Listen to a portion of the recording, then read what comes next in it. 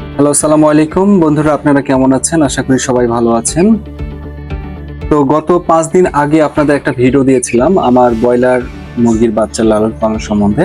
তো আমি বলেছিলাম সেই ভিডিওতে যে আপনাদেরকে কিছু আপডেট দিব আমি, অর্থাৎ 5 দিন পর, অর্থাৎ আজকে 10তম দিনে, অর্থাৎ 10ম দিনে আমার এই ব্রয়লার মুরগির বাচ্চা কতটুকু গ্রোথ করলো, কতটুকু ইনক্রিজ করলো সেটা আপনাদের একটু দেখাবো। ধরো দেখাও, এই দেখেন 10তম দিনে মাশাআল্লাহ প্রায় 500 গ্রাম, ইনশাল্লাহ 500 গ্রাম এটা নিঃসন্দেহে হয়ে যাবে ইনশাল্লাহ। আলহামদুলিল্লাহ, অনেক সুন্দর গ্রোথ।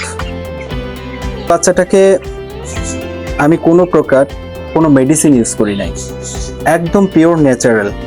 এর আগে যখন মুরগিগুলো আমি পালন করতাম তখন অনেক মেডিসিন ইউজ করতাম, তো তখন অনেক সমস্যা হতো, গ্রোথ সমস্যা হতো। তো আল্লাহর রহমতে মেডিসিন বিহীন আমার মুরগিগুলো খুব সুন্দরভাবে বেড়ে উঠেছে। সবচেয়ে ইম্পর্টেন্ট একটা কথা সেটা হচ্ছে যে আমি সবসময় এই প্ল্যাটফর্মটা আপনারা যেটা দেখছেন, এই তুষটা সবসময় আপনাদের এই তুষটা অলওয়েজ আপনাদের শুকনো রাখতে হবে। এই তুষটা যদি শুকনো না থাকে, এরকম ঝুরঝুরে যদি না থাকে, তাহলে বুঝবেন এখানে অনেক রকমের অ্যামাইনো গ্যাস তৈরি হবে। শুধু গ্যাস না, বিভিন্ন রকমের অসুখ বিসুখ এই বাচ্চাগুলোকে, এই মুরগিগুলোকে অ্যাটাক করতে পারে। তাই এই বিষয়টা সচেতনতার সাথে দেখতে হবে আপনাদের। আর আমি একটু পরিশ্রম করি বলে এইভাবে আমি এখন পর্যন্ত সাকসেস। পরবর্তী ভিডিওর আপডেটটা আপনাদের দিব এই বাচ্চাগুলোর বয়স যখন 21 দিন হবে তখন। আপাতত আপনাদের 10তম দিনের ভিডিওটা দিয়ে দিয়েছি। 10তম ভিডিওতে আপনারা দেখতে পাচ্ছেন বাচ্চাগুলোর গ্রোথ। তো আরেকটা জিনিস আপনাদের দেখাই, সেটা হচ্ছে কি যে খাদ্য ব্যবস্থাপনা।